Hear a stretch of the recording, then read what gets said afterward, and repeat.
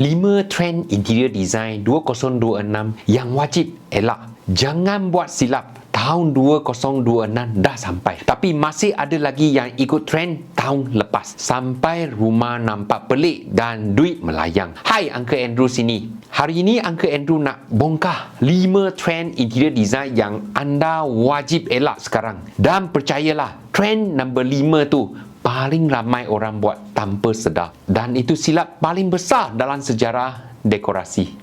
Nombor 1, color drenching keterlaluan. Dulu viral, cat satu bilik, dinding, ceiling, pintu, semua satu warna. Memang nampak wow dalam Instagram. Tapi realitinya, ruang rasa sesat, gelap dan cepat nampak kusam. Tahun 2026, kita nak ruang yang bernafas. Gunakan layering warna. Bukan celup satu baudi cat dekat semua benda. Anda suka rumah satu ton penuh atau lebih suka campuran warna? Cuba tulis kat komen. Uncle Andrew nak tahu tim mana lagi ramai.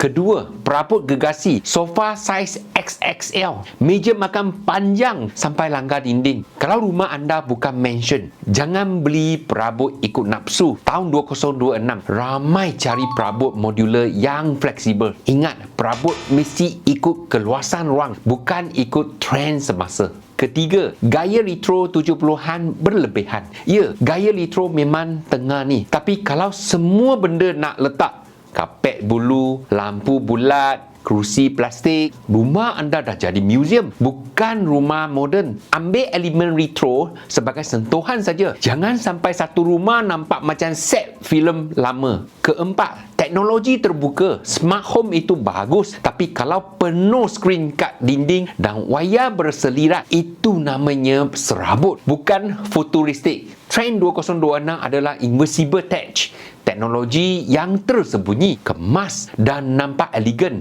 Minimalis itu kunci. Point 5, material fast fashion. Paling kritikal. Dan ini yang paling penting, material fast fashion. Contohnya, kabinet plastik murah atau lantai veneer cap ayam. Memang nampak jimat masa mula-mula, tapi lepas setahun dah pecah, dah terkopek. Akhirnya anda kena keluar duit 2 kali. Interior design adalah pelaburan jangka panjang. Tahun 2026, orang cari kualiti, bukan sekadar janji murah. Jangan jadi mangsa janji manis. Material tak tahan lama.